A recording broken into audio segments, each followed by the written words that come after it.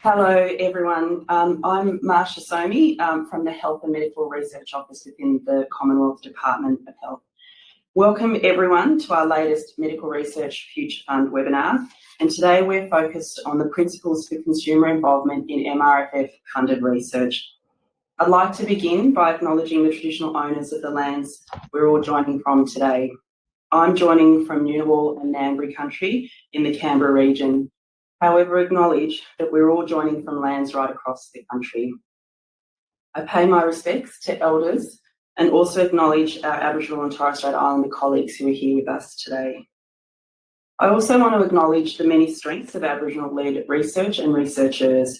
And given today's topic for our seminar, I want to particularly call out the centrality of consumers in the community in Aboriginal-led research and acknowledge that we in the MRFF have taken many great learnings from these approaches and tried to embed them across all MRFF funding opportunities. So the presentation today is being recorded and it will be made available on the MRFF website. Today I'm joined by a wonderful panel and that includes John Stubbs, Caroline Homer, Bernadette Brady, Yvette Cadet James, Maren Carter and Tom Snelling. Both Caroline and I will do a brief introduction before handing over to Bernadette. John, Caroline and I will do a brief introduction before handing over to Bernadette, Yvonne, Maren and Tom for their presentations.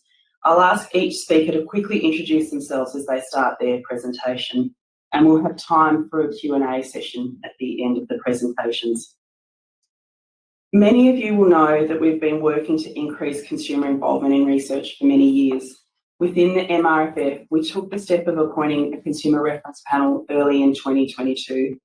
The panel, which is led by John, provides advice on strategies for strengthening consumer involvement in MRFF funded research. There are currently 12 members who are selected based on their skills, expertise and experience, existing and or previous involvement in health and medical research, and their ability to represent the views of a balanced cross-section of the community. And more information about the panel is available on the MRFF website.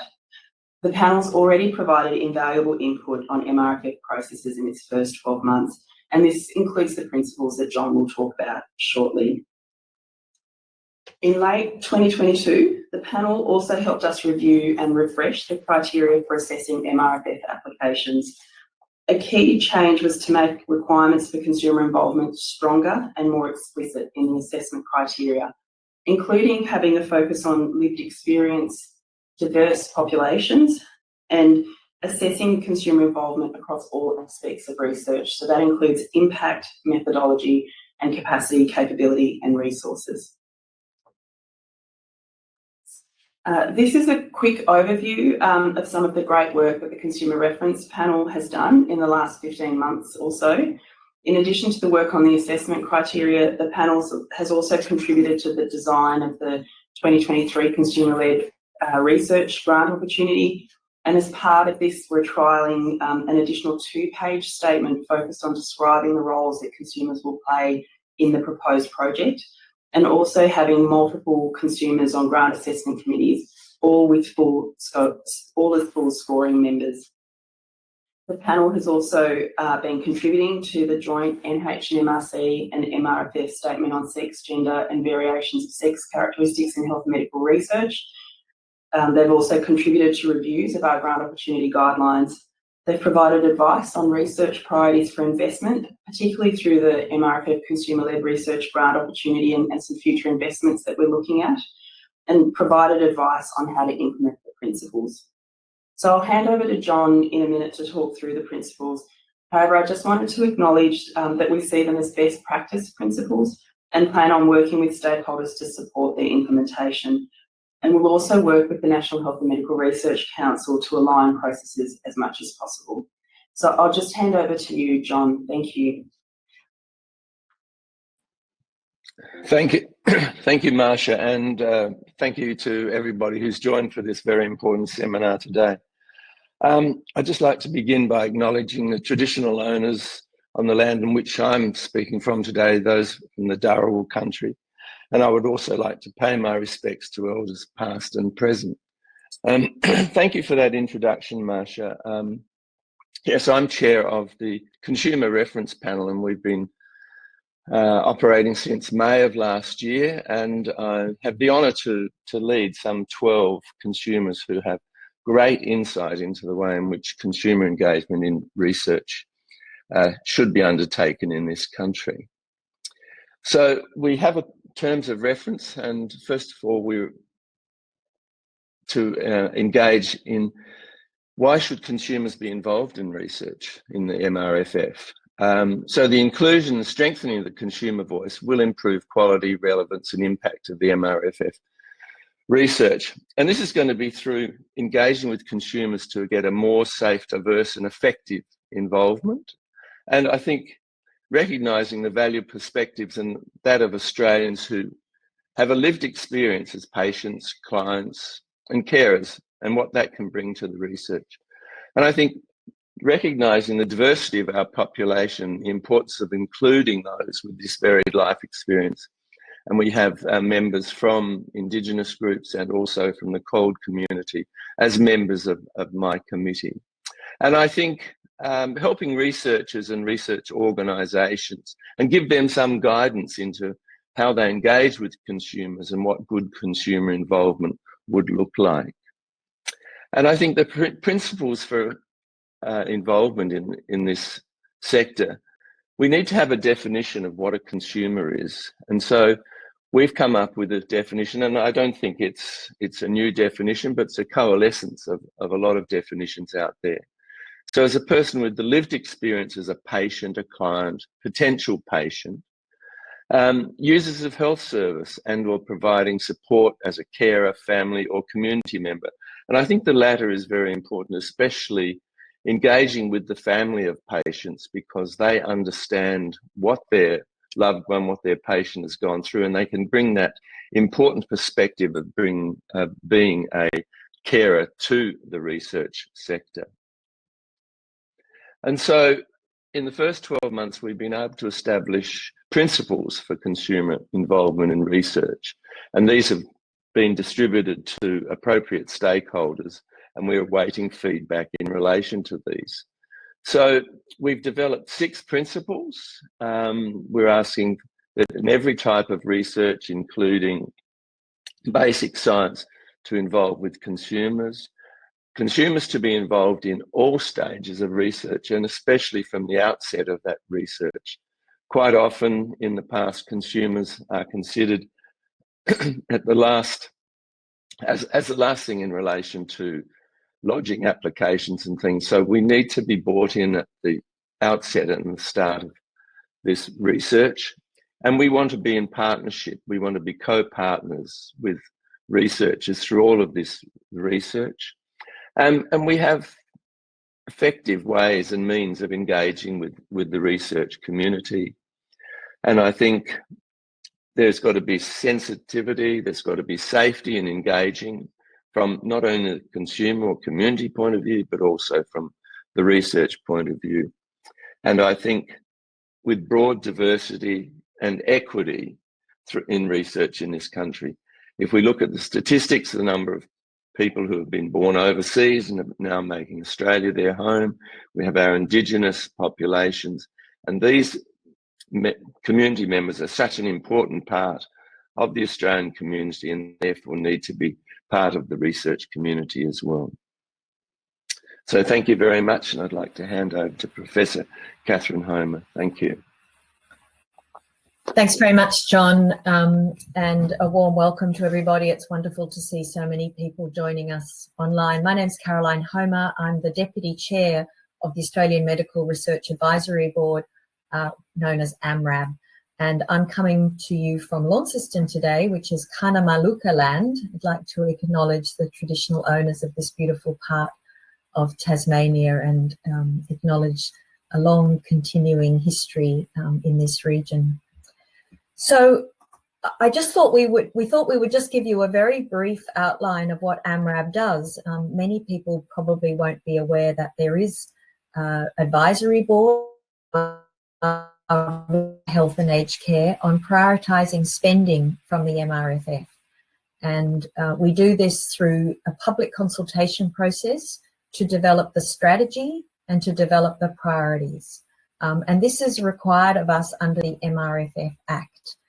So the work that we've been doing over the last 3 years, and there's a strategy and priority that was released last year, and you can find that on the MRFF website, really had strong engagement with consumers and took an important perspective around engaging with consumers. And so setting up the consumer advisory panel that John so ably chairs, and we have a fantastic group of people on that group, really providing some really great advice going forward, and that's what we're going to talk through today. AMRAB really supports the MRFF consumer involvement principles that John's just taken you through. We had involvement and were consulted by the panel, by the group, and asked for our advice. And there's been a very good conversation going backwards and forwards, and also, of course, with the National Health and Medical Research Council. There is now plenty of data that shows consumer involvement is really critical to get the greatest impact from our research. And for us, being funded under either NHMRC or MRFF, of course, this is taxpayer research. And so it's really important that the community, that the consumers can see benefit. The principles look at what best practice looks like. We know for some researchers, maybe for many, this will be a challenge at this point, and this will take time, as I think Marcia said. It's not mandatory for now, and it may never be mandatory, but it's a statement of future intent and a really good guide for us all to think about. And I think for all of us who do health and medical research, start doing what you can now. There are lots of things that we can do now without considerable extra resources, without additional time perhaps, but it's really just thinking, where can I embed consumers all the way along in my research plan and not just at the end? And I think for me, this is what I've learned, is really engaging with consumers at an early stage, not at a late stage. And look, it's learning, and it takes time, and it takes resources, and it takes guidance as well. So while we'd like to get it all right, we also recognise that we can't let perfect be the enemy of good, and we can't wait until everything's perfect to actually do something. So we hope that you can get support from your organisations. This is not individual researcher only. This is the system, the funders, your organisations as well. And so I'm hoping there are lots of people on this webinar today who can take some of these principles and some of these issues going forward. So thank you. That's all from me. I wish you all the best, and I'll hand over to Bernadette Brady now. Thank you, Caroline, and thank you to MRFF for the invitation to come along and to speak in this webinar today. So I'm a clinician researcher, a physio-clinician researcher, and my area of expertise is really working in chronic disease and chronic pain management, and specifically working with people from culturally and linguistically diverse backgrounds. I too would like to acknowledge the traditional owners of the lands on which I'm presenting from today, the Darabog people, and I'd like to pay my respects to elders past, present and emerging. And so I'm going to present today about our experience working together really as a partnership between people who are from, or consumers from, culturally and linguistically diverse backgrounds. And in particular, we have representatives from Arabic, Assyrian, Vietnamese, Samoan, Chinese and Fijian communities, our research partners and our clinicians, to really deliver on a MRFF consumer-led research funded project that seeks to improve the chronic disease management for people from cold communities. So before I go into a little bit about some of the hows and the what's we're doing in terms of engaging consumers as part of our research program, I want to just give some context as to where this motivation emerged from and how we've transitioned to this phase. So for anyone on the call today who's not familiar with Sydney, where we work in southwestern Sydney, it's considered one of the most multicultural areas in Australia, where over 50% of the local population speak a language other than English at home, and this is higher in some of our local government areas. We're also a region of considerable socioeconomic diversity, and some of our local government areas are considered among the most disadvantaged in New South Wales. We're a region of high refugee resettlement, and indeed one of our local government areas resettled more than 3 times the number of humanitarian entrants than any other local government area in New South Wales. And so the point to this is really to say that with this broad social and cultural diversity comes challenges for health. And in particular, we can see this manifest in a disproportionate burden of disease for specific culturally diverse communities. And we can see that there are differences in belief systems and values, and that can impact on how people engage with healthcare. And ultimately, engagement is what drives outcomes, particularly around chronic disease management, which is where our research and our clinical areas focus. And so approaching a program of research from this perspective, knowing that culture matters and knowing that engagement is critical to outcomes, it's perhaps not surprising that we found ourselves in the thick of working with consumers and trying to engage communities as part of our research program. And so what did we do?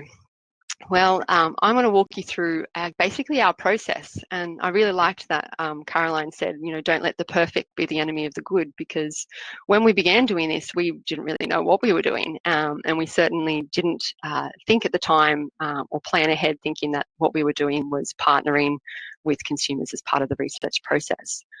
We really wanted to try to tackle the problem of chronic disease management.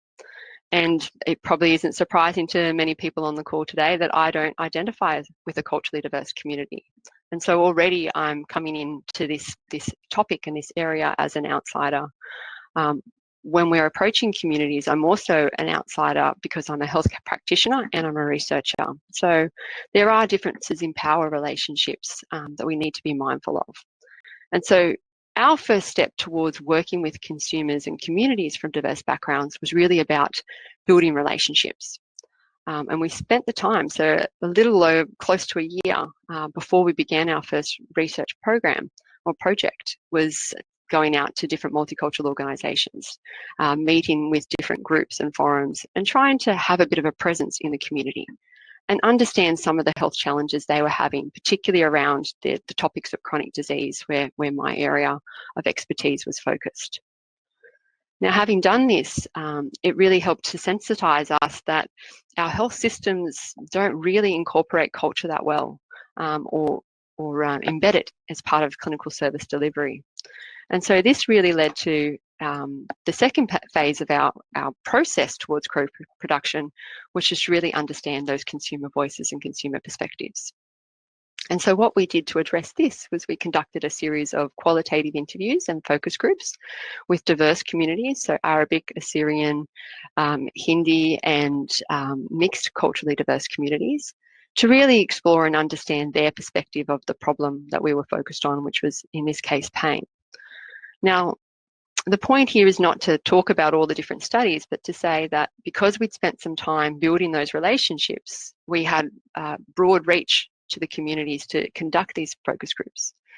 And the second part was that a key emphasis on qualitative research, which is the type of research that I've started doing, and I spend about half my time doing now, is to go back to your participants in your interviews and focus groups and to talk with them and share with them about your interpretations of those interviews. And so it was through this process of member checking that we did on a larger scale by holding community forums and bringing community members back to hear about how we were understanding their perspectives and whether we were indeed accurately capturing that. That actually gave us the biggest ideas for change. And so that's where we came to next, is because we were holding these discussion sessions and forums, we were able to get some ideas about how do we tackle this problem of chronic pain and chronic disease management. And so this led to 2 pilot studies that really looked at ways that we could improve healthcare delivery. One being a culturally adapted pain management program, and the second being the focus of where we're at with our MRFF application today, which is looking at a peer mentor approach to supporting people who have chronic disease as they engage in healthcare. So thinking about where we are, I guess, at this point, we still have only started to transition from consumers as participants in the process. We've done some community consultation, but we're still not really at the point of true partnership in the full research process. And so about this time was when consumer engagement research started to really pick up momentum. And what we realised is that we actually had a really unique opportunity here. We had a strong presence with the community. We had engaged members who were with us from the beginning and were happy to have conversations with us from the beginning. And so we sought to embark on this particular pilot study, which is now the focus of our MRFF application, by actually meaningfully engaging consumer members in the research process and in the research activities. And so we were lucky enough to secure some seed funding that allowed us to formalise this process of consumer engagement. And so we formed a consumer advisory group that helped us through all phases of the research design for our consumer-led research grant. So I'll talk a little bit about some of the activities and some of the things our consumers are working on that have actually helped make us successful in our current application and hopefully successful in the completion and outcomes from our program. So what the Consumer Advisory Group has perhaps not surprisingly directed some activities towards is, many of you would be familiar with the participant information sheets and consent forms, and lots of consumers find these challenging and difficult to engage with. And so not only have we tried to adapt them in simple language enough to still meet the ethics requirements, but to be, I guess, better than our standard templates, but our consumers really wanted us to produce videos in language for our Arabic and our Assyrian and Vietnamese communities so that they could overcome some of the myths and misconception about research participation in the first place. And so these videos are really a complement to our traditional participant information sheets and consent forms. And that was done before we began the research project to describe what's involved in health research, to try to address some of those myths and misconceptions, and to be visual aids of people that they felt that they could relate to.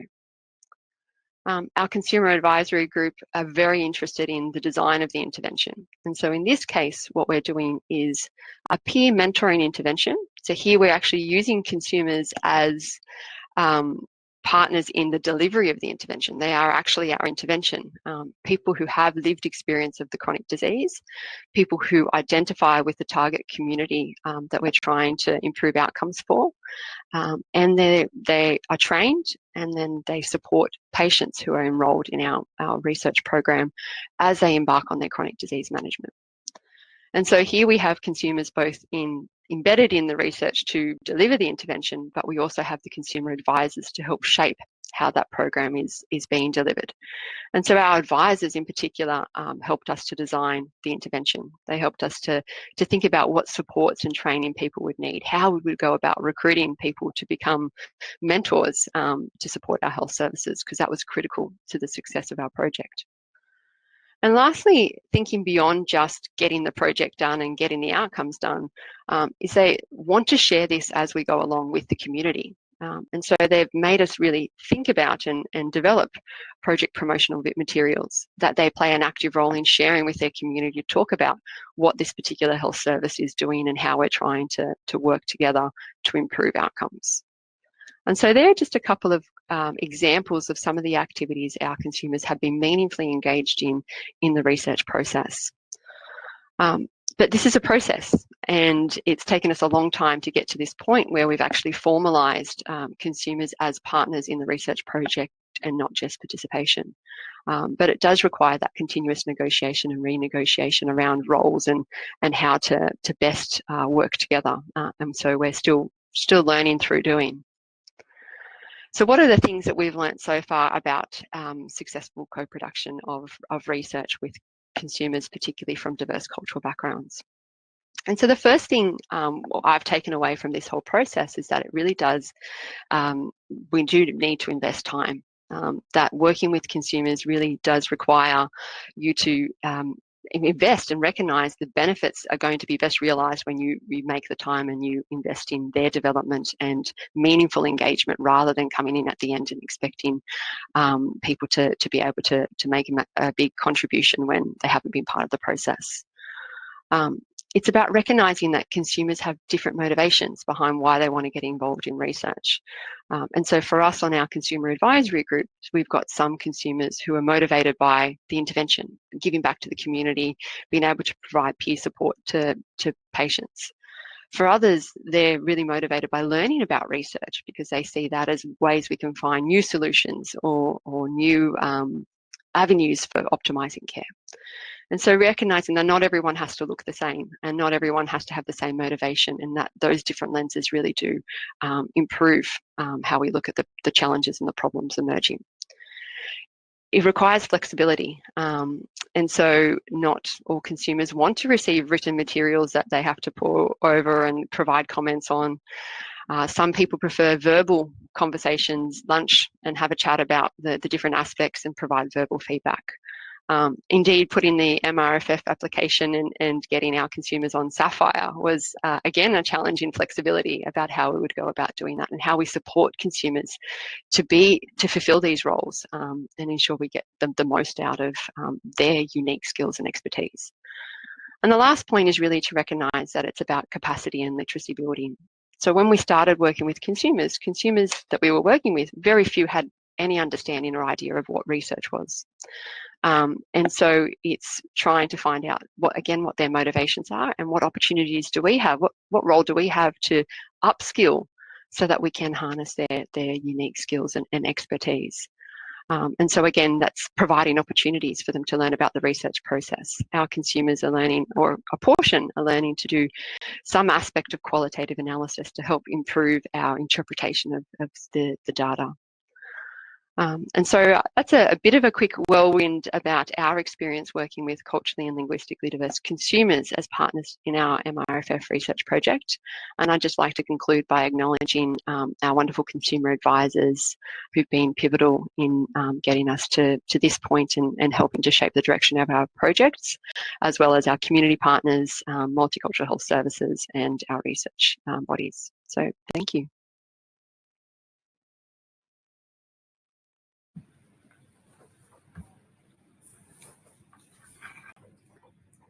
Good afternoon, everyone, and I'd like to thank the MRFF for the invitation to be part of this webinar today on a very important topic.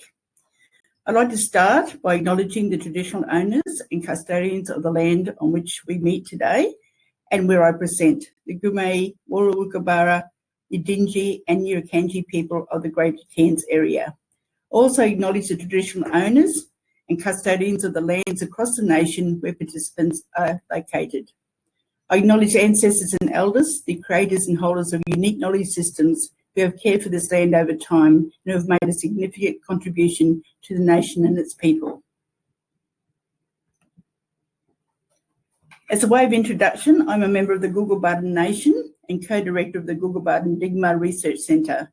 I have a background as a registered nurse and midwife and spent 45 years in the field of education and health. After moving to academia, I've worked in health sciences, public health and Indigenous health research. My research interests include empowerment, social and emotional wellbeing, mental health, maternal, adolescent and child health, and research ethics and impact. Today I've been asked to talk about engaging Aboriginal and Torres Strait Islander people as consumers in research from the perspective of being a chief investigator on several MRFF grants.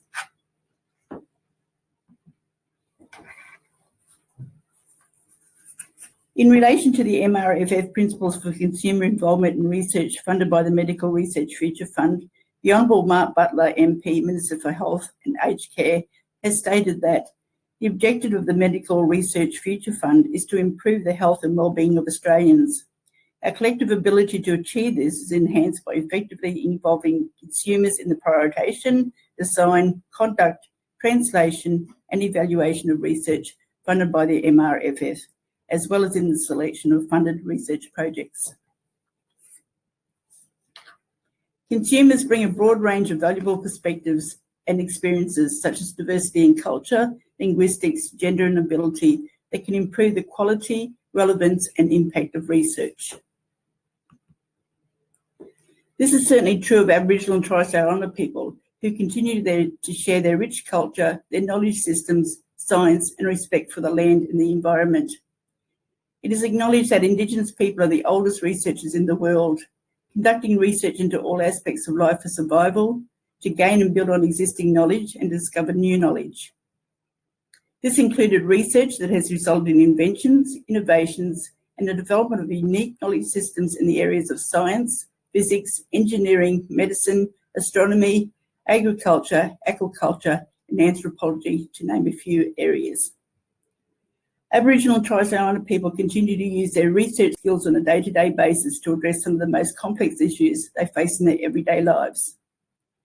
And while involving consumers in research is a relatively new concept in the Western research world, in the Indigenous research world, this is usual practice, given our social and cultural obligations and goals to achieve human rights, social justice, and self-determination. To explain my experience in engaging Aboriginal and Torres Strait Islander people as consumers in research, it is necessary to provide some context behind what it means to be an Aboriginal person working in the field of Aboriginal and Torres Strait Islander health research. Aboriginal and Torres Strait Islander consumers are our families and communities, so I use the term community rather than consumer. We belong to our nation or language groups as traditional custodians of the lands which are traced back to our ancestors. We are members of complex kinship systems which govern our social organisation and determines our commitments and obligations within our kinship groups. We have in common connection to the land, sea, waters, animals, plants, and all parts of the environment. We are bound by common rules of social order, engagement, and respect across nation and language groups, which underpins how we conduct research.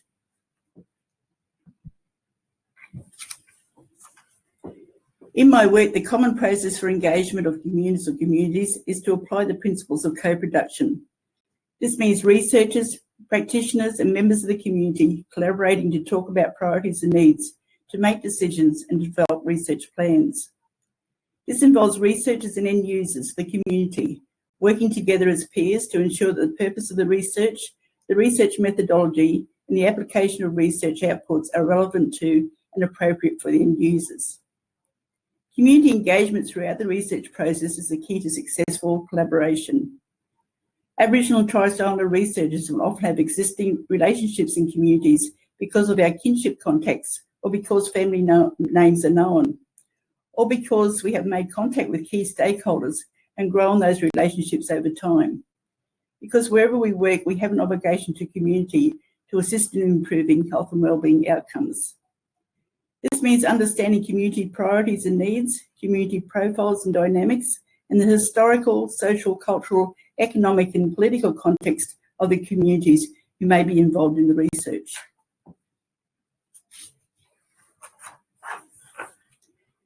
The first point of call is making connections with elders, councils, other relevant stakeholders to discuss research possibilities, conducting presentations at group and community meetings, giving detailed information to communities so they can make informed decisions about their willingness, readiness and capacity to be involved in the research.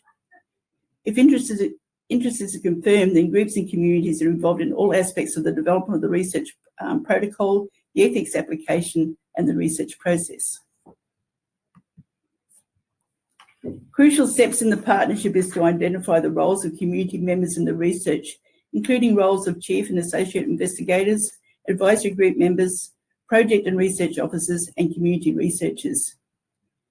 Early steps include identifying employment opportunities, along with what training is required in the areas of engagement, recruitment, data collection analysis, writing, knowledge translation, and strengthening capacity and capability of community members and researchers. Collaboration continues with the development of the research plan and research agreement, determining roles and responsibilities, engagement and feedback processes, milestone meetings, training implementation, and mediation processes.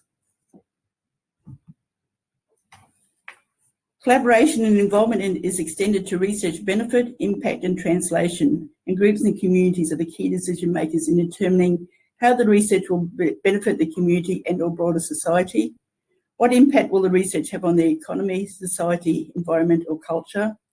And what is the best way for integrated knowledge translation to occur throughout the research process for the co-production of knowledge, its exchange, and translation into action? Last but not least, joint reflections on the planning and conduct of the research. What lessons have been learnt, not only for the benefit of the researchers to improve practice, but also for communities to further their own research agendas. And while this might seem like a simple and streamlined process, it is of course complex and time-consuming, requires extensive planning and monitoring, being flexible to meet the needs of community.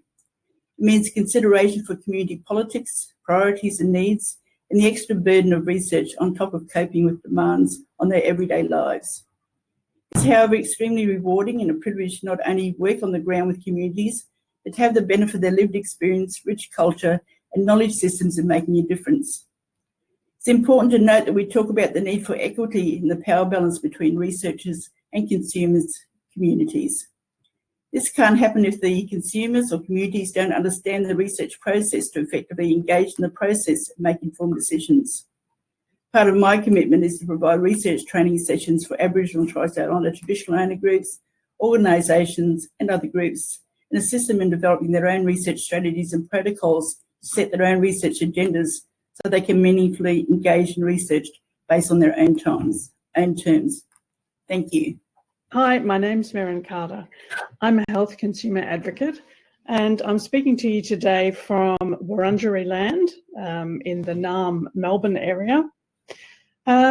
Just firstly, a bit about my history and how I came to be involved with health consumer advocacy. I was diagnosed in 2010 with HER2 positive breast cancer.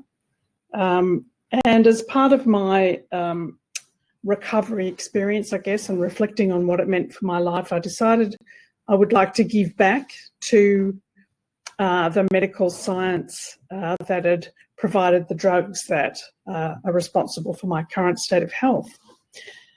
So in 2014, I joined the WEHI, the Walter and Eliza Hall Institute Breast Cancer Lab, as a consumer advocate, working with Professor Jeff Lindeman and Professor Jane Visvader, and I work with them still today. And in 2018, I joined the Consumer Advisory Panel of Breast Cancer Trials Australia and New Zealand, and I just attended my 6th annual scientific meeting with them last month in Auckland. And then last year, when the MRFF Consumer Reference Panel was getting going, I expressed interest in joining that and have been part of the work with the MRFF ever since. So today I'm going to talk about how consumers are involved in basic health research, like the work I do with the Walter and Eliza Hall Institute and breast cancer trials, and then to reflect on why that matters. So my 2 examples of consumer involvement, as I've already mentioned, with breast cancer trials first. Breast cancer trials was one of the first research-related bodies, I guess, to establish a consumer advisory panel, and that was done in 1998. So they've been going a long time. Walter and Eliza Hall Institute established its consumer program in 2013, and I joined in 2014. That program has grown from an initial 6 consumers to currently requiring 103 consumers to be involved, with more recruitment necessary because the demand is growing. So how are consumers involved in basic health research? So at Breast Cancer Trials, we on the Consumer Advisory Panel review so much of the material from the early concept stage through the protocols, the lengthy, dense descriptions of how the trials will proceed, and then the patient information and consent materials, which are increasingly in video form. The members of the Consumer Advisory Panel share the load of the review work. Sometimes it's quite considerable, and we contribute as our time allows because there are over 7 or 8 of us active, which is good. We try and get at least 2 or 3 people involved in each particular piece of work. Some of the trial protocol documents can be extremely long and complex, and I want to acknowledge that my experience with the WEHI lab has provided great training for that work. They are scientific concepts that we are kind of required to understand the basis of, even though we don't understand the science of it. We also review trial designs and provide the critical participant perspective, which helps to ensure that participation is as comfortable safe and convenient as possible, which is important, obviously, for maximising recruitment to clinical trials. And then when we review the patient information consent forms or the videos, we help ensure that they're as easy to understand as possible, which also increases the likelihood of trial participation. At the Walter and Eliza Hall Institute, researchers are now assigned teams of consumers to prevent consumer fatigue. So when I started off, I was the only consumer associated with the breast cancer lab, and that's supporting the work of Jeff Lindeman and Jane Visvader, but also all of their colleague researchers, their whole team of PhD and undergrad or PhD candidate researchers. So it can be a lot of work at times. And I now have 2 colleagues who have joined me. So there are 3 of us working with that lab. So this allows us to support each other, to spread the workload. Really important at grant application review time when there's a lot of detailed applications to go through. And of course, we each bring different perspectives and skills to the table. So we get a range of comments from different perspectives.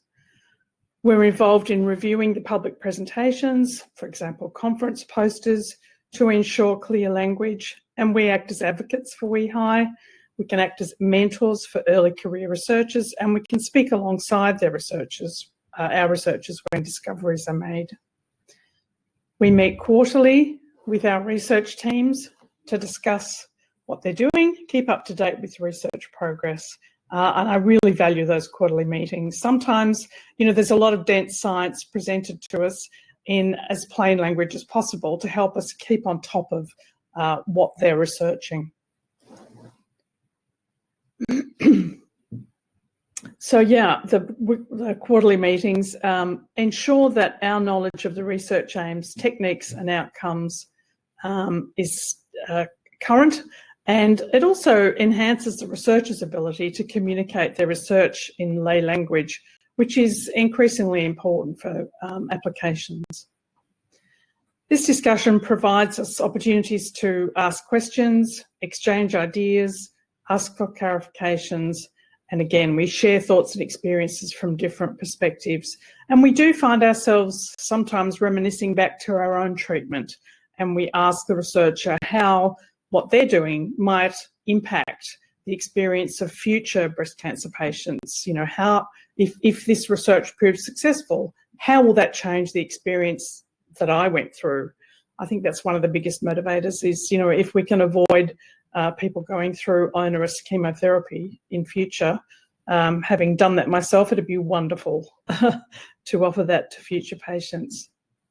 So 2 of the projects from WeHi that have received recent MRFF funding include the GLIMMER research program for glioblastoma, which is an aggressive brain cancer, which is a very low survival rate, and a WeHi-led collaboration with Peter Mack to develop a cancer vaccine for patients with limited treatment options. So there are high-level consumer engagement, consumer reference groups associated with both of those projects. So why are we involved in basic health research? So I think, as was mentioned earlier in one of the intros, it's now widely accepted that consumers and community members add value to health and medical research and indeed have a right and responsibility to do so. And I think one of the principles that really chimes with me is there should be nothing about us without us. Very important. It grounds the work of the researchers in real-world perspectives and in our lived experiences of health conditions. And health and medical research is, after all, a public good. We all pay for it with our taxes. So accountability and transparency are really important. Consumers are one way of providing that sort of public accountability and being involved. And when consumer involvement is genuine, when there's mutual respect and we're well supported, there's a really positive impact on both the consumers and the researchers, on the research process and on the outcomes. And for WeHi and for breast cancer trials, the outcomes are really significant in terms of research discoveries or drugs proven to be effective. So there's a clear role for consumers to contribute to setting the agendas for the research, planning and developing research direction, and then in communicating and disseminating the research outcomes. And also, of course, in my experience, consumer involvement helps researchers write better grant applications and communicate their research aims, plans, and results more clearly. And this helps better communicate the role of medical science and discovery to the public, which is a really important thing to do. Thank you very much. I'm Tom Snelling. I'm a clinician researcher. I live and work on Gadigal land, and I pay my respects to the elders past and present. Most of my work is in helping other clinical researchers and public health researchers to design and implement their studies, and we do some studies of our own, and I'm grateful for the chance to share with you some of the experience that I've had over the past decade in working with consumers in research. And that experience has been at different levels. The MRFF principles call for ongoing, productive and two-way relationships, and I've been involved in projects where the involvement and engagement of consumers has been just once off to inform very specific decisions or to address very specific questions about projects. I've also been involved in a number of studies where that involvement has been ongoing through the course of the project, through either research buddies, consumer buddies attached to specific projects, or as part of project-specific consumer reference groups. But I've also been involved in projects where the involvement of consumers has been ongoing and beyond the life of a single project. And this is the sort of very mature end of the spectrum of consumer involvement, similar to what Maren has just described.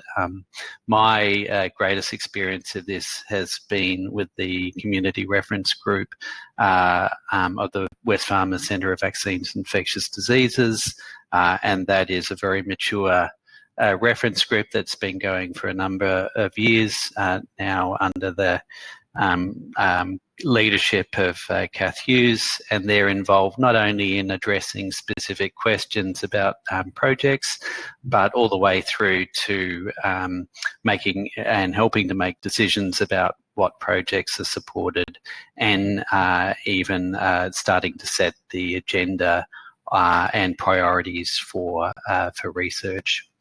I've also observed consumers acting purely in an advisory capacity to researchers, but I've also been involved in projects where consumers are not only advising, but they also have a seat at the steering committees for specific projects or research initiatives. So they're actually directly involved in the decision making.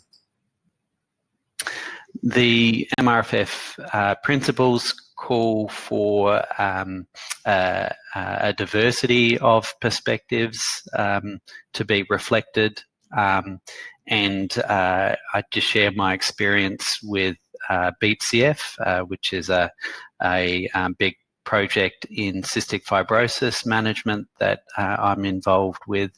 That project is informed by consumer reference groups, and under the guidance of Mitch Messer, who coordinates the consumer involvement for that project. There are two reference groups. One is a reference group for adults who are directly affected by cystic fibrosis, and we have a separate reference group which is comprised of parents of children with cystic fibrosis, but also partners and carers of people with cystic fibrosis, acknowledging that they also have experience to contribute to guide research in cystic fibrosis. As part of those reference groups, there's been a solid attempt to ensure that we have both men and women on those reference groups, and that we have people both from urban settings across Australia, but also from regional and more remote places as well. I think when we aim for diversity of perspectives, we also have to be careful not to isolate or alienate people.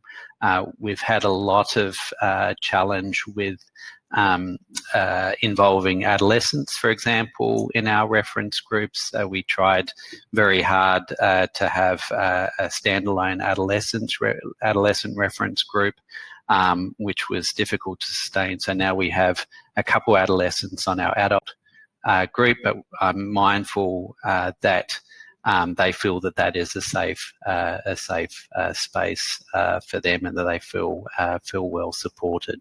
And I'm sure that that others, for example, people from culturally diverse settings, may feel that the same way, that if they're just a single person on a reference group, that they feel well and adequately supported in that role. Wherever possible, we try to have at least a couple members from minority groups. I've experienced consumers being involved in priority setting for research. So this is really at the most mature end of the spectrum of consumer involvement. I think, as John mentioned right at the start, this really needs to be done well before grants are submitted and awarded. And this is where you do have a very mature model of consumer involvement, where their priorities are reflected in the sorts of proposals that are put forward in the first place. And this can be done either in a very informal way, and that's what I've been most familiar with, but I'm also have observed very formal structures and procedures for priority setting, and the James Lind Alliance, which is a UK-based initiative, but also crosses borders. I know have been involved in these large formal priority setting initiatives for things including in cystic fibrosis, and that's certainly been helpful with our own work. But when we do consider those priorities, we also have to consider whether those priorities are shared by local people, including Australians affected with a particular condition. I've been involved and observed consumers being involved in the design of clinical research, and perhaps one of the most fundamental ways I've seen consumers involved is in the framing of the fundamental research question. I think as a scientist, clinician scientists are often tend to look at problems in terms of testing a specific hypothesis, whereas it's more natural, I think, for consumers to think about research informing decision making, and I think that is a very helpful perspective and can help drive better quality research. For example, the sort of question that we might pose is, should a person with a specific condition Y be treated with a new drug instead of the existing standard of care?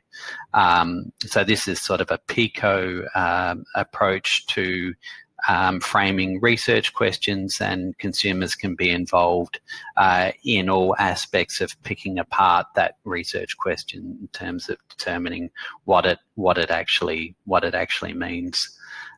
Consumers can also be helpful in terms of helping to frame whose decision we're trying to inform with the decision that with the research that we're about to do.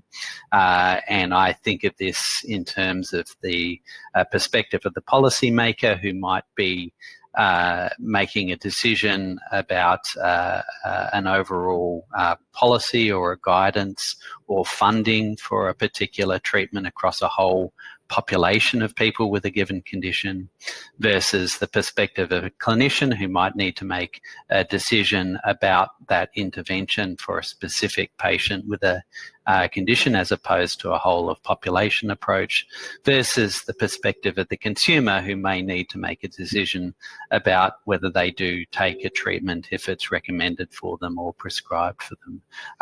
And so the perspective that you take helps to frame the question and helps to frame the design of the study. I've seen consumers involved in the determining the intervention that should be studied in a research project. Recent example is in a study I've been involved in, which is offering financial incentives to people with hepatitis C to commence therapy, and consumers have been involved in firstly advising on the appropriateness of that as an intervention, but also advising on the range of values of that incentive that have been used in that project. In another study, consumers have been involved in advising in the framing of text messages that are sent to parents to encourage them to vaccinate their children on time. So consumers have been involved in crafting the nature of the intervention in those interventional studies. Consumers have also been involved in selecting the outcomes. So this is how different interventions are evaluated. How do we make those comparisons, and in particular in determining outcomes that are relevant to them. So this is patient-centred benefits versus toxicities and costs. And a good example of this is the SONG initiative that the group involved in chronic kidney disease research have undertaken a large project, both with clinician stakeholders, but also with many people with chronic kidney disease, to define what outcomes should be assessed in studies of kidney disease. I've also experienced consumers involved in informing how research is conducted. So this is the when, the where, the how, and by whom. Participants in studies are identified, how they're notified of the project or referred to the project, how they're informed about the project, and how they're consented to be in the study, including how interventions are delivered in that study and how data about participants is gathered, including how testing is performed. And a good example of where this has been very helpful to us is at the ORVAC project, which was a study amongst remote Aboriginal children in the Northern Territory, looking at evaluating a vaccine program which involved taking blood tests from babies to measure their vaccine responses to a vaccine. And it was originally intended or planned that that many hundreds of babies would have blood tests in order to be able to identify the smallest important improvement in vaccine antibody responses with some certainty. And when we were challenged about the need for blood tests in so many babies, we were encouraged to go back to the drawing board and redesign the study in a way that allowed us to minimise the number of babies who would need blood tests, and that involved having multiple analyses, interim analyses of the data, with stopping rules to stop taking blood tests as soon as we had answered our question, rather than meeting a sort of an arbitrary enrolment number, and that I think greatly contributed to the success of that study, because it made it much more attractive to mums and dads to enrol their babies and to take part. And finally, of course, dissemination, the when, the where, the how, and by whom the study results are reported back to the participants in the study, but also to important stakeholders, including people with the target condition, as well as the broader community, and consumers have really helped for us to work out the sequence of that process and how results are revealed in a meaningful way. So I will end there by thanking and acknowledging the dozens of consumers who have helped inform the various projects I've been involved in, but I'd like to mention a few people in particular who have really been instrumental in my approach and my journey over the past 10 years. Mitch Messer, who's really informed our involvement of CF consumers in our cystic fibrosis work.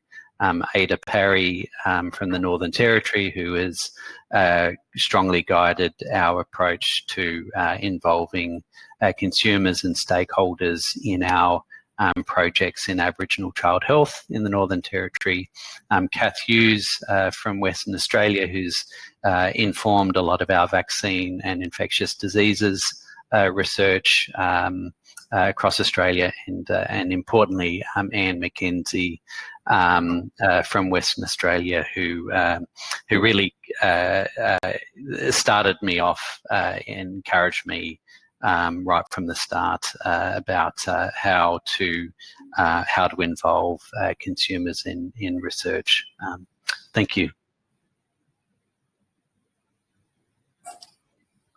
Thanks, everyone. What great and insightful presentation. So please use the webinar chat function to send through your questions. I've already got a couple that I'll start to work through. Also, if there's a particular presenter that you'd like to respond to your question, just include that in your question, just so I know who I can refer it to. So a quick question asking if the recording will be available. Yes, we'll make the recording and the presentation available on the MRFF website as soon as we possibly can.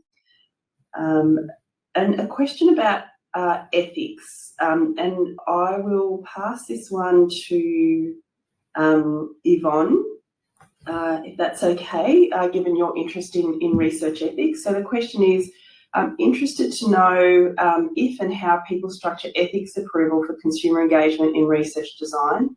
Often the grant application that people would like consumer input into happens prior to ethics approval of that specific project. Is there a specific umbrella ethics approval for consultation with reference group on projects or any other mechanism? Yvonne? Sorry, could you just repeat that again? It was a bit hard. There was a bit of noise in the background.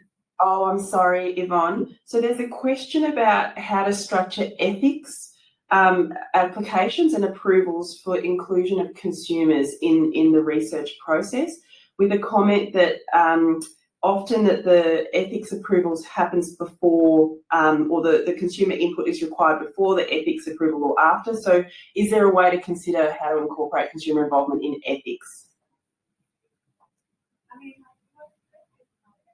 Thanks, Marsha. Yes, from an Aboriginal and Torres Strait Islander point of view, because it's an expectation that consumers or communities will be involved, it is actually part of the ethics process. And the question would be asked, if that didn't happen, why isn't it happening?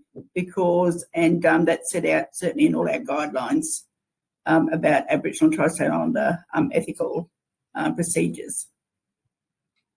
Thank you, Yvonne. Perhaps I can ask this question of you, Bernadette. It's a question about how to include consumers, noting that a lot of the engagement needs to happen before the grant stage, the grant funding comes on. Are you able to talk a little bit about how you manage that part of the process, that is to include consumers before the formal grant commenced? Yeah, sure. Thanks for the question. I think it's a really good point. So I think, again, just coming back to one of the key principles is don't let the perfect be the enemy of the good. So we didn't wait till we had all this infrastructure in place and these resources to begin consulting consumers. A lot of consumers want to give back and want to be able to contribute their time and their efforts if it's going to benefit their community, particularly from communities that are from what we call collectivist cultures. You know, the well-being of their community is very much highly valued. So having some key representatives who are happy to volunteer, and to answer one of the other questions, part of that has been we've onboarded them through our health district as volunteer consumer representatives rather than participants at that point.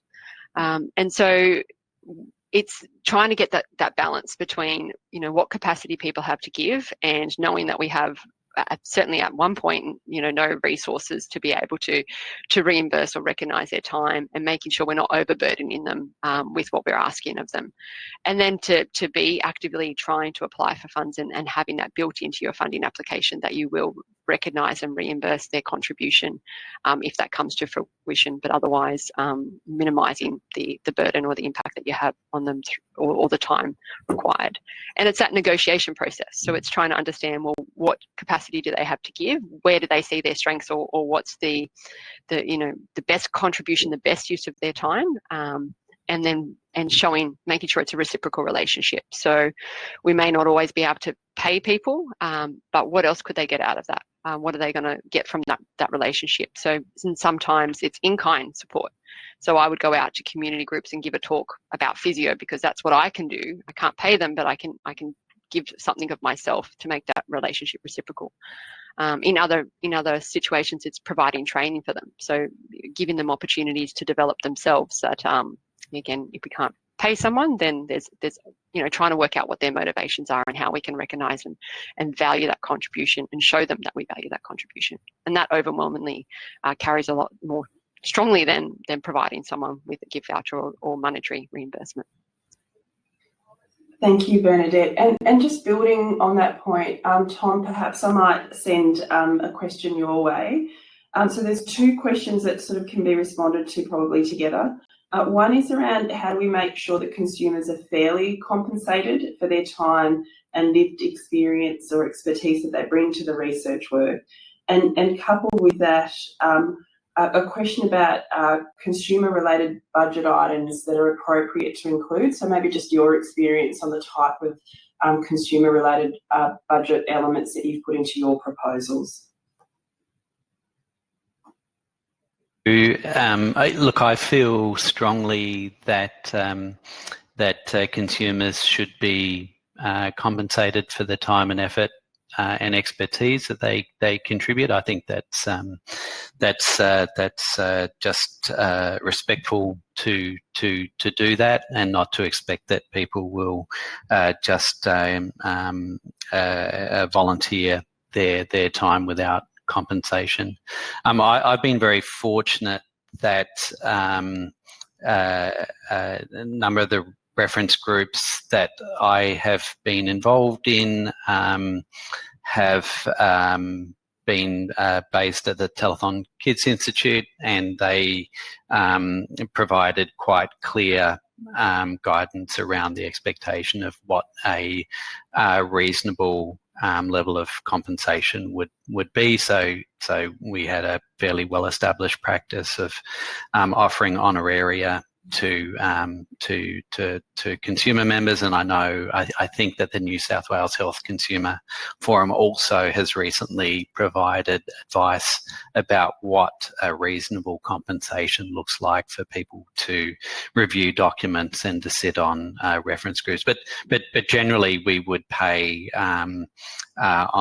for a number of hours for a meeting attendance and a number of hours for any preparation for those meetings, and also aim to offer compensation for time spent reviewing documents. I think it's for some areas there are well-established reference groups, and those reference groups have procedures around how they recover their costs, and so that makes it relatively straightforward. But if you're setting up a reference group from scratch, for example, for a specific project, there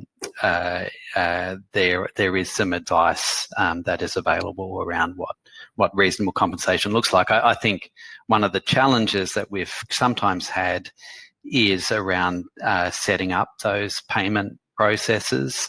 Some organisations make it easier than others. So sometimes it can be a lot of work to pay someone an honorarium for a little piece of advice. It can almost be more work to set it up than it's worth. But yeah, I think these are challenges that I've observed. Thank you, Tom. Now, John, I know this is a topic that's very dear to your heart. Would you like to comment on the issue of ensuring there's budget and payment and remuneration available for consumers? Look, I think Tom's really nailed it. There are two areas of thought. Some organisations don't want payment for their consumers because they feel that might muddy the waters, and we do have to handle conflicts of interest in relation to that.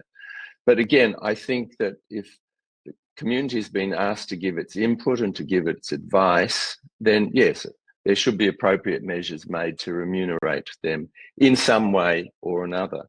One of the issues that arise with the age of some of the consumers, there are ATO, there are taxation elements that need to be considered by some of them. So that shouldn't negate paying something in some way. And as I said, it might be an honorarium. But I think there is a general drive to ensure that consumers are recompensed for their engagement and their involvement in research. Whether the NHMRC can see whether or not an element of payment in the budget should be for consumer or community engagement. I know there are ways that some researchers engage with that and involve consumers in the payment. So I think, we've started a very good conversation. I think there are elements that need to be addressed, but I think in the long term, consumers need to be compensated in one way, shape or form, and remuneration is a good way. Thanks. Thank you, John. Now, Merrin, a question for you. This is a call out from the audience, a specific question for you. What advice would you give to consumers who want to be involved in health and medical research? That's a great question. So I can't speak highly enough of the experience that I've had at WeHi, because they've provided training for consumers from day one. I was also very fortunate to be mentored by the late Avis McPhee, who was the consumer associated with the breast cancer lab at WeHi when I started. So I guess that's two things, is choose an organisation that has a great consumer training program that can provide the kind of support that you will need to develop the knowledge and the expertise. And if you can find a mentor, someone who's already an experienced consumer, though both of those things made a big difference to my getting involved. And I guess almost unsaid, you know, it should be the area in which you have personal experience. So for me, breast cancer was the no-brainer because I'm a breast cancer survivor. Thank you, Maren. A question for Bernadette, a comment that it was a wonderful presentation, and a question, did you always need an interpreter to engage with called consumers? What would be other ways around engaging called consumers with limited English proficiency when you do not have funding to hire an interpreter? Yeah, okay, it's a really good question. So I think it varies about the levels of engagement. With our advisory group are bilingual, so they have English language skills. That said, they're not all proficient in written English language skills, so we do have to have flexibility in how we engage them in the different aspects of the research process. As we're engaging our consumers in understanding their perspectives and bringing their perspectives in to shape our questions and our priorities and our interventions, then it's partnering with the right support. So when I began my research career, I had no money, I had no budget. So part of going out to organisations is, building a presence, forming networks, who can help support that research, what bilingual community workers are invested and engaged in that, and how can we help each other and work together. And so, forming partnerships with Multicultural Health, forming partnerships with organisations like Core Community Services, where there are bilingual staff that are interested in shared outcomes or shared vision for what you want to achieve, can be a really useful way when you don't necessarily have a budget for interpreters at the outset. And then as soon as you do have opportunities to apply for funding, then that's the bulk of our budget, is about either interpreters or bilingual staff that are trained and have that ability to provide that support. So I think, just to summarise, it shouldn't be a barrier. It should be about, well, what are the opportunities I can have to partner with people? How can I make that arrangement reciprocal? If I don't have money to pay them, then how do we have a shared output or a shared experience where I can give to them and they can help support that process? So hopefully that answers the question. Thanks very much, Bernadette. Tom, I might ask you this question, and that's because you talked about in your presentation sort of continuing and ongoing relationships with your consumer groups. And the question is, how do research groups keep consumers engaged and feeling valued over periods when their input is not actively required? So I think there are almost always ways that consumers can be involved. So I think in some of the groups that I've been involved in the past, being involved in the agenda setting and the priority setting has been very important to them. So I think there is a tendency for us to come to consumers for their input, to review participant information sheets and consent forms, and I think while that's a very important part, that a very important way that consumers can be involved, it's very important to realise that consumers can also be involved in broader agenda setting, which can be a very interesting and rewarding part of their consumer involvement process. I also think, and that it's important as a researcher, that when you have obtained advice from consumers, that you first show that you've understood the advice that's been provided, and that you feed back to that group or to those consumers how the advice has been taken on board and what's happened as a result of it. It's not always possible to fully reflect their views or the perspectives of consumers, sometimes for reasons of ethics or just practicality or logistics or whatever. And I think if that's the case, it's important to go back to those consumers to let them know why why decisions have been made. But I would imagine that it would be frustrating to consumers when they've put a lot of effort and time and thought into providing advice, if that advice is not doesn't appear to be reflected in the research. And if that's happened, I think it's just respectful to let them know, and I think makes consumers much more likely to provide and continue to provide advice. Thank you very much, Tom. And I think, John, you might have some thoughts on this as well. Would you like to make some comments? Yes, thank you. Look, I think Tom nailed it. It is about communication. Just letting consumers know that we've received the information from you guys, we've assessed it, we've looked at it, thank you.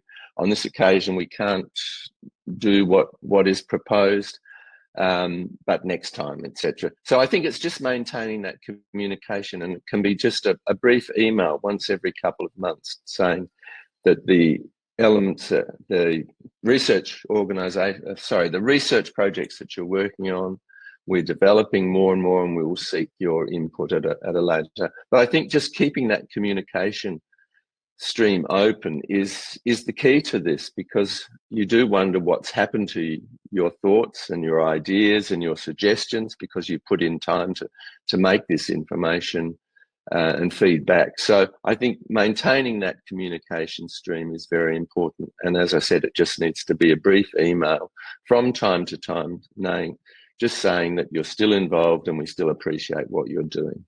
Thank you.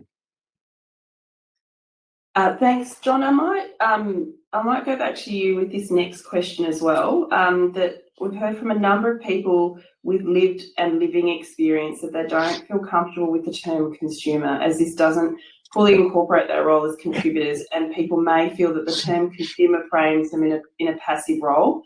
Do you have any thoughts or ideas about how to navigate this?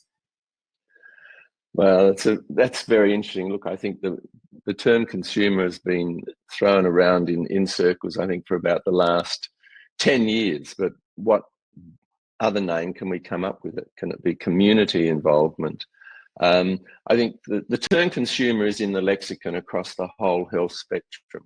And I think if we try and change it, or maybe we need to come up with a better name. But at the moment, there's not a lot that we can do. A consumer is a person who uses health services. Consumer engagement or consumer involvement probably is the better term, because that means that you are involved and you are seen as a partner. So a consumer standalone, no. Consumer engagement, no. But consumer involvement, I think, is the key to making sure that you're seen as an equal partner. But that goes with the way that the process is done. If you're engaged from the outset or involved from the outset, then you're part of the team. If you're brought in as an adjunct or as a tick box well into the research program, then that doesn't work for a lot of consumers. So consumer involvement, I think, is the term that we need to use, and involve us from the outset. And I think that will satisfy, I believe, most people. Thank you. Thank you, John. And Yvonne, I wonder if I can ask you to comment on this topic as well. I noted in your presentation you didn't use the word consumer. I think you talked about community. Would you like to comment on this? Yes, thanks, Marcia. And commonly we talk about communities because that's that's part of who we are. Our families make up our communities, so commonly we use the term community rather than consumer. Thank you. Okay, Maren, a question for you. What strategies have you used at WeHi, at the Walter and Eliza Institute, to create a safe environment for consumer involvement that is sensitive to the other demands in their treatment journey? That's a good question. It's not really probably best directed at me because I'm just a member of the consumer group at WeHi. I'm not managing the program. We do have staff who manage the program who do a fantastic job. And I think, I mean, one of the things that to ensure consumer safety, if you like, that's been introduced since I've been involved, I think training is really important. And the training that WeHi provides is not just for the consumers who are involved, it's also for the researchers. So it needs to be both sides training to understand that, you know, there needs to be mutual respect. Mutuality requires both sides. So I think providing that environment, as WeHi has done, where the researchers that we're being asked to engage with have also been trained and to understand the role of consumers has helped. And also having multiple consumers associated with each researcher or each lab means that we're not under huge pressure when there's something that needs reviewing quickly, or indeed just maintaining that relationship and having the quarterly meetings. If you're the only consumer, and then if you do need time out for your own health, it's great because you've got colleagues who are sharing that load with you and that relationship with the researchers. So I think the multiple consumers per lab or per researcher has been a great innovation. There's also been lots of role descriptions and, if you like, paperwork developed around the whole consumer program since I've been involved. So it's become much more formalised and protected by the organisations, the way the organisation looks after all its staff and all the people who are engaged with it. So I think the roles need to be formalised, they need to be documented, and in a way treated a bit like, you know, you're a valued team member, which you are, just as you would look after your staff. I might ask John, would you like to comment on that? So the question is, do we move away from the term compensation and towards remuneration as a way of reframing how that is done? Well, as far as I'm concerned, remuneration has always been what everything's been discussed under the heading of remuneration. And remuneration includes time used, but also reimbursement of expenses. No, I don't like the term compensation, because I think that's something that's, you know, it's way out there. But you're being remunerated for the work that you've done in relation to this project and with these people. So therefore, I think the term remuneration is much better and should be used. Thank you. We're Thanks, running. Marsha. Thanks, John. We're really running close to time. I might ask, there's a question about how what sort of strategies have worked really well for recruiting and engaging participants in research. And Tom, I wonder if I can maybe hand over to you or ask you to comment on some of the strategies you've been able to use. Look, I think this is very hard, and I think it does depend a little bit on the specific condition. For some things, like our work in cystic fibrosis, I know certainly having a champion or someone who's already well respected in that community, helping to coordinate those activities has probably been the most useful thing that we've done. So I mentioned Mitch Messer, very well respected in the cystic fibrosis community, very well known. He became involved in our cystic fibrosis work very early on, and really has been a champion for driving consumer involvement in that project, and obviously he already had a lot of it was very well connected in that space, and was really able to reach out to people. So I think that's probably where possible, having if you can identify someone within the community that you're trying to target who's already well known and established is successful. But having said that, I think it can be hard, and we're almost always looking for people to involve in the various reference groups that are for the projects that we've been involved in. Thank you very much, Tom, and a big thank you to the whole panel for the great presentations and also for the answers to the questions. I'll just hand over to John to do the thank you and farewell. Thanks, Marsha, and to each and everybody online, I would like to thank you for your first of all your interest and your engagement in the process, and also the interesting questions that have come through, and hopefully addressed to your satisfaction. And finally, to my co-speakers and presenters for their time and engagement, and to Masha for your great moderation of this webinar. Running a webinar of this size for us is easy because we're at the front, but there's a whole lot that goes on behind the scenes. And I would like to thank all those back-end people, if pardon the phraseology, but all of those people behind the scenes who've enabled this seminar to run so smoothly. That's where the work is done, and I thank you for your efforts. And once again, thanks to all for being part of this, what I think has been a very interesting, engaging, and important seminar. And I wish you well for the rest of the day. Thank you very, very much, and cheers.